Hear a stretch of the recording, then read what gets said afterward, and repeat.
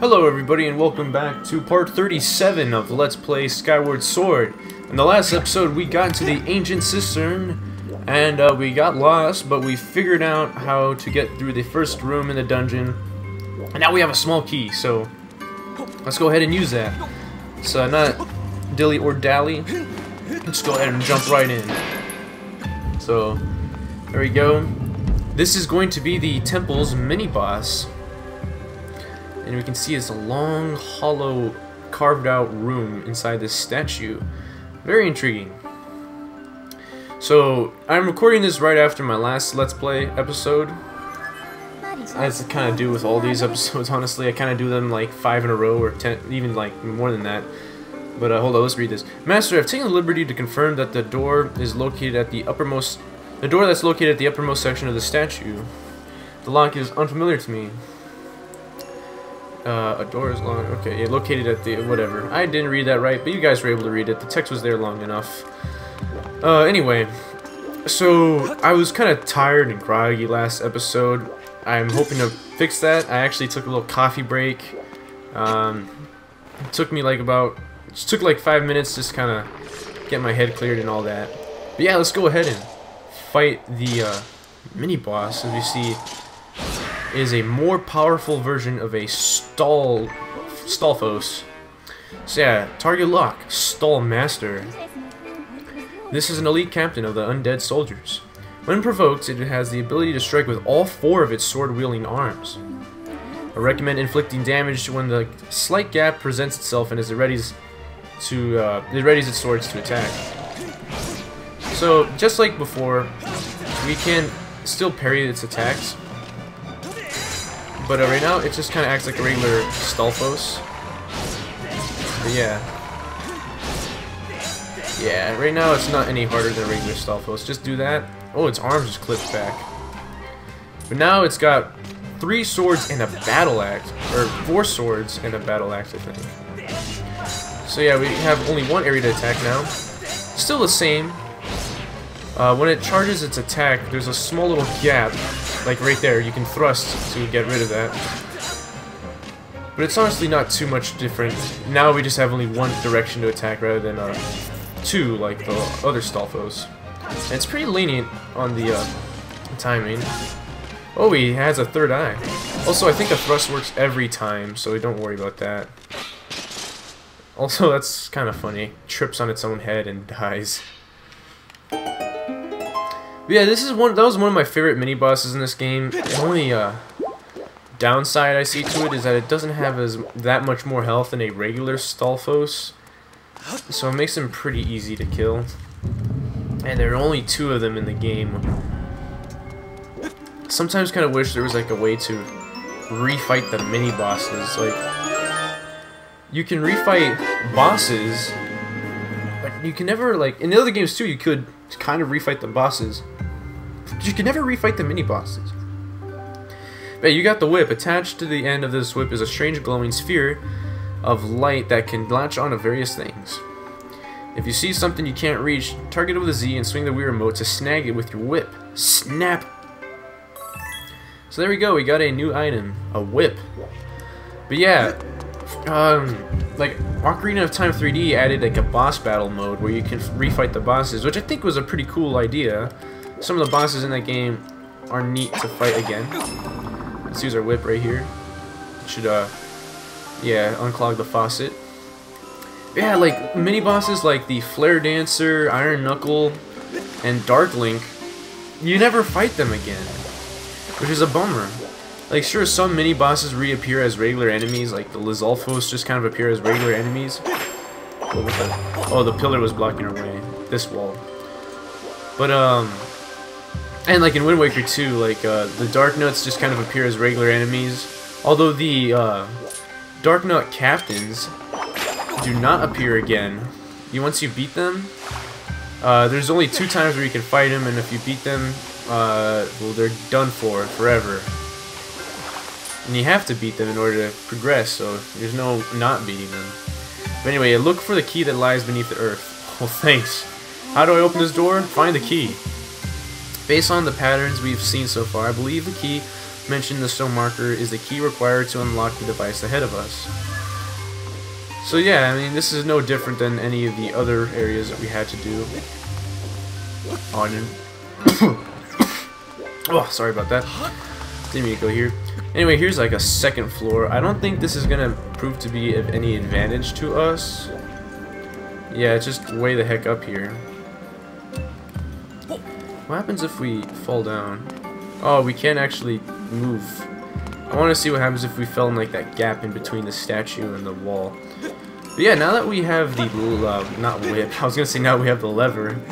Now that we have the whip, we can pull certain levers and we can move them up and down. Like I'll show right here if it lets me do it anyway. Yeah, so you can see it can. It's not letting me because it's permanently in the down position, and I would undo the lever. But yeah, some levers will be in the active or the down position, and we'll be able to move them up with the whip. But we can also pull off an Indiana Jones and slide across. I guess this is also kind of like the Wind Waker with the grappling hook. Oops, that's not what I meant to do. But yeah, I think this is the map. Let's go ahead and go in here. The whip can also be used to steal monster horns from Bokoblin captains and stuff like that. So that's pretty handy. Unfortunately, I don't think you can steal like the monster treasures like you could with the grappling hook in Wind Waker, where you can just, you know, hit the enemies and you can get their loot. In this game, unfortunately, that is not an option. Oh, hey, this thing. Target lock. Phoenix. The spear bird is said to survive by eating flames. How do you eat something that's not solid? Flames are energy, so they're not even matter. But whatever. Due to its cautious nature, it can be difficult to approach. However, by catching the bird and holding the bird's attention, some are able to successfully attack it. I suggest being wary of its curled tail. So yeah, this one, now that we have the whip, we can actually beat these guys now. So it's gonna do that. We can just drag him here, and then we can. Jeez, use your sword. I don't know why I kept tapping B by accident. But yeah, now we can just do that. You don't have to do Fatal Blow, but I would honestly say you'd be a fool not to do that, because why would you hit the Phoenix multiple times, taking forever to kill it, when you could just instantly kill it with the Fatal Blow? Also, I guess all we can get here is a map, so we're gonna have to come back to this area later. But in the meantime, what we can do now is you can see that there's like a little hook on the edge of these lily pads. And why the heck does the Gust Bellows equip? That's so weird. Anyway, we can now turn these things over. And another thing that we can note is that that lever is a bit too tall for us to reach. But not with the whip. There we go, we just shut off the water flow. And now we're not being blocked anymore. So now we can swim to the next part of the dungeon. But yeah, whip is a pretty neat item. Ugh, gross. Get out of here. Stupid spider. Alright. But yeah, let's see. Let's look around here. There's gotta be... Yes, there is something. I was thinking, having this wide of a room, there's gotta be something hidden back here. Anyway. Anything else? No, just some decorations. Okay. So it looks like we're again trapped. But this is not the case.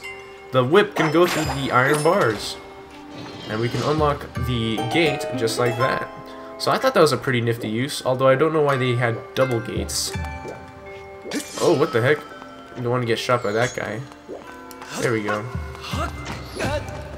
Also, I think the Bokoblin archers are the weakest of all the Bokoblins. They die in just one Skyward strike, which, if you remember, does half damage. So, in other words, it also does the same amount of damage as the practice sword. Which means that even Pippet can take those guys out in one hit, because he has a practice sword too. Ooh, butterflies. It's gonna be a goddess wall. Oh, what the heck? Oh, he's way over there. Should I take care of him first? Nah, I won't do that. I'll just kind of take some cover and think, what should I get? I think, honestly, the only item that I'm really in need of right now is, that's a huge freaking thing, is bombs. And speaking of bombs, let's just take care of this guy easily. Oh, well, okay. Let's get our bomb back. I forgot that those guys just die instantly from touching water. Only the blue ones can survive in the water. But yeah, so this is pretty easy. All you need to do to get bombs, hopefully I don't screw this up. Oh, what the heck? I can't recenter? Okay, we'll try. Just gotta draw a circle-ish object. And now we got a lot of bombs. I think it's 15. Oh, it might have been 30. Oh my god, that might have been a little overkill. And you know what? I just realized you can get a lot of rupees from the goddess walls. I should have been doing that. You have to like draw like a hexagon. And if you do that, you'll get some rupees. These guys are easy because they can't move their mouth differently. But yeah, I should have been doing that. What? Now we're clipped inside the moving wall. Oh, do we have to be like, wait for one of these to... Oh no, we can just... I guess I just wasn't angled properly, and that's why I couldn't do it. Wait a minute. Whoa, whoa. Oh no, we just barely couldn't make it. It'd be nice if we had the claw shots, but unfortunately, that's gonna have to be later in the game. Let's go ahead and come down. Anything of note here? Nope. Okay, this is just simply a rest platform so that we don't run out of stamina on the way here. And yeah.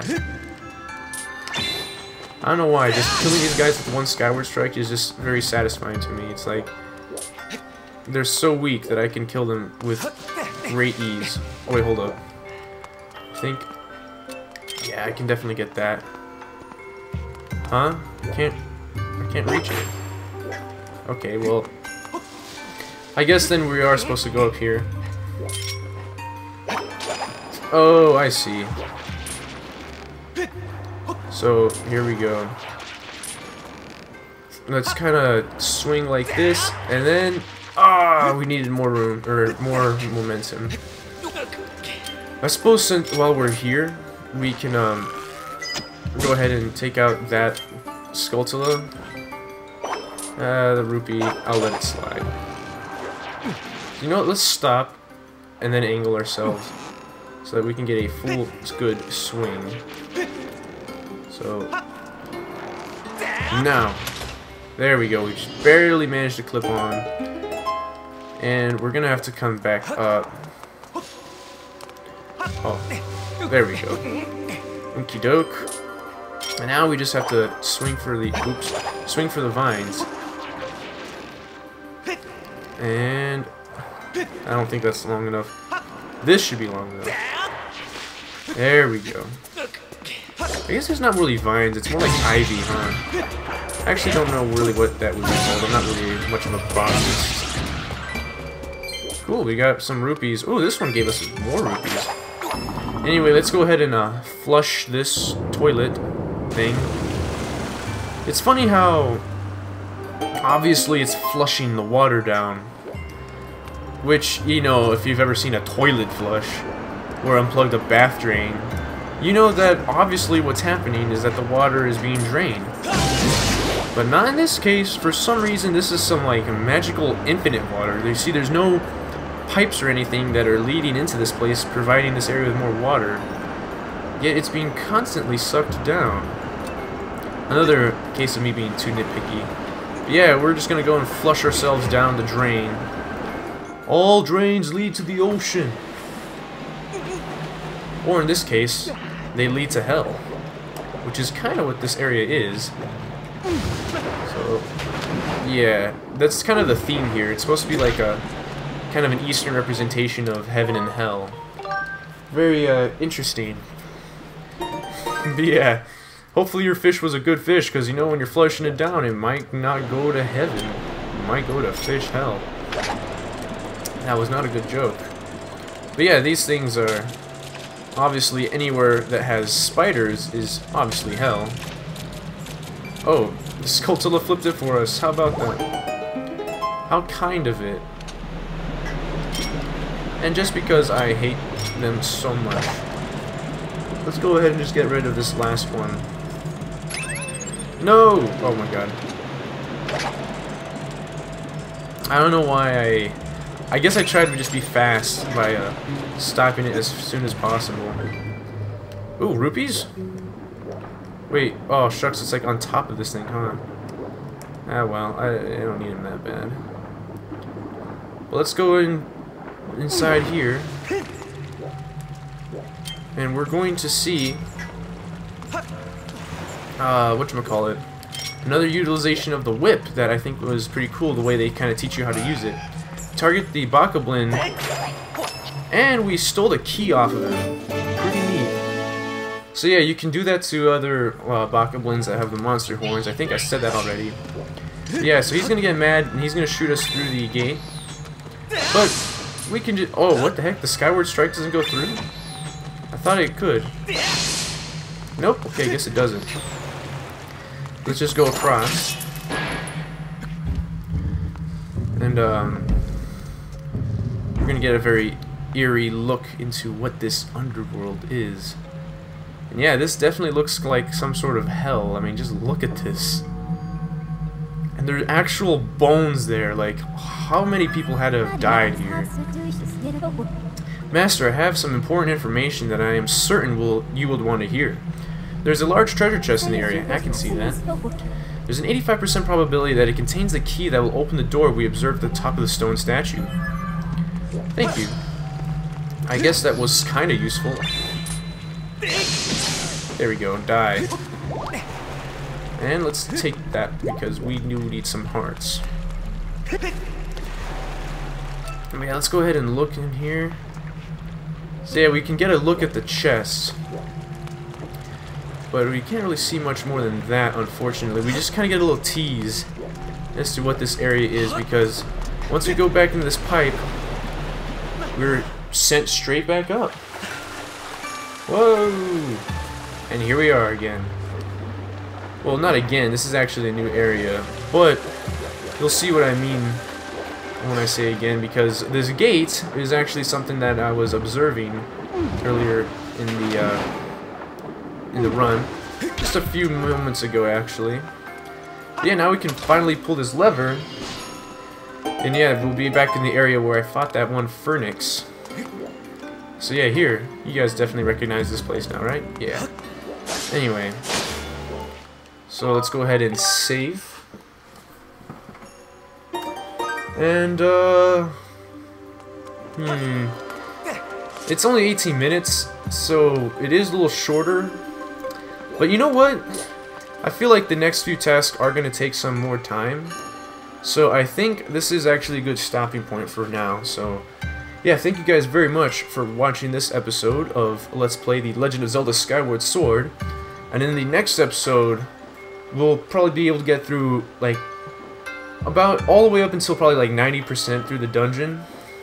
And then the episode after that, I'm pretty sure will be like the last time, the episode where we finish this dungeon.